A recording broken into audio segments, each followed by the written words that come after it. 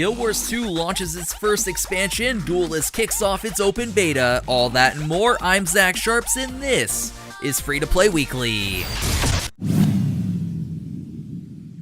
First up in the news this week, those of you highly anticipating the MMO sandbox Albion Online got some insight to one of the foes you'll be facing in the later parts of the game. The Demon Prince is a nasty boss with a painful array of abilities which proves to be a tough battle for a 5-man team. He has 3 primary attacks. The first is Withering Spheres, which sends spheres out along the ground in all directions. The second, Demonic Pull, pushes players away before pulling them all back in on top of the prince. Finally, the third is called Invasion from Hell, and it's exactly what it sounds like. The Demon Prince summons a horde of minions to attack the players. Overall, the boss fight seems pretty simplistic, especially compared to other boss fights in MMOs. However, with multiple abilities piling on at the same time, I could see this getting a little bit difficult to manage. As Albion Online's closed beta draws closer, my hype gets greater and greater with each of their new highlights. Are you looking forward to Albion? Ever hear of that turn-based free-to-play strategy game Duelyst? Well, if you haven't, Counterplay Games has officially kicked off its open beta, so you can hop in and play the game right now. Featuring tactical combat, squad building, and more, Duelyst offers players the choice of 6 factions, each with their own minions, positioning capabilities, and playstyles, which can be used within 1v1 style matches. This title was originally funded on Kickstarter and is the creation of a veteran game designer team featuring artists from Rogue Legacy and a few Blizzard titles, plus the creative director and producer of Diablo 3. In addition to the launch of Open Beta, Counterplay has also announced a launch window of early 2016 for the game. Personally, I haven't touched Duelyst just because I haven't really got around to it yet, but at the very least, it does look pretty interesting. A new update titled The 8 Squared Conflict went live this week in the Ted Williams novels-inspired Otherland. This update brings forth more than 120 new quests and the opportunity for players to join the White Army forces. With new quests come a variety of new locations and a level cap raised to 40. To top things off, this update does address numerous bugs, male characters are being reworked, key bindings for quick spots are being added, and improvements to zone transitions. Otherland's always been a game that I have been intrigued by, but by playing the early access for it, I can't really say many good things about it other than it has a unique universe.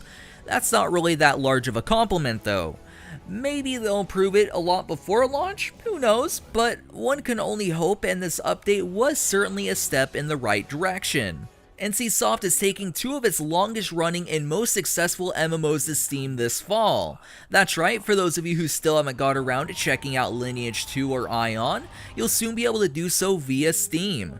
Both games already have their own Steam page set up, with fall 2015 listed as the release date. NCSoft West VP of Commerce Jeff Pabs, I probably butchered his last name, stated the following: bringing Lineage 2 and Aion to Steam was a natural next step for both titles to further grow their prominence in the West. Both Lineage 2 and Aion have dedicated fan bases, and we're excited to work with Steam to enable even more players to experience these heritage titles. Now, I know this is not really that significant of news because each of these titles have been out for a really long time, but it does tie into the question of the week. Last week on the show, I asked, with the announcement of Black Desert Online going buy to play in the West, will you still check it out? A user by the name of AJ Ryder stated the following: I'm still on the hype train for Black Desert Online. That hasn't changed in the least, but changing the payment model from free to play to buy to play just because of the amount of words they have to translate is an extremely crummy move if you ask me. While translating over 2,000 words is a lot of work, no doubt, it's not something that justifies changing the payment model that differs from the original. Thanks for your guys' response. It was certainly polarized and brings into question how well received the title will be once it actually hits our shores. I guess we'll just have to wait and see. That said, if you want your comment possibly featured in next week's episode, make sure to leave a comment down below. This week's question is, if an older game ports itself to Steam, does that entice you to check it out, or do you feel it's pretty pointless? Personally, I feel it could help a game's population out, if at the very least a tiny little bit, but I don't think it's something to make a huge deal about. Last up in the news this week, and probably one of the bigger news stories, ArenaNet has launched the first expansion for their hit MMORPG Guild Wars 2. Titled Heart of Thorns, this expansion features a new mastery system, a new area called the Maguma Jungle, specializations that unlock a new weapon, traits, skills, and more for your character, the Revenant class, guild halls, and a slew of other content additions. Along with the expansion, ArenaNet also showed off an infographic stating that over 7 million accounts have been registered since launch and over 1.4 billion hours have been played.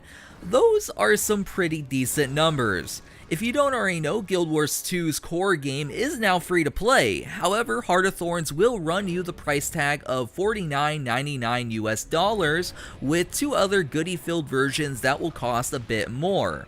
With a lot of other major releases out very soon, I won't be checking out Heart of Thorns for a bit. That said, the expansion does look like it's worth the money. What do you guys think?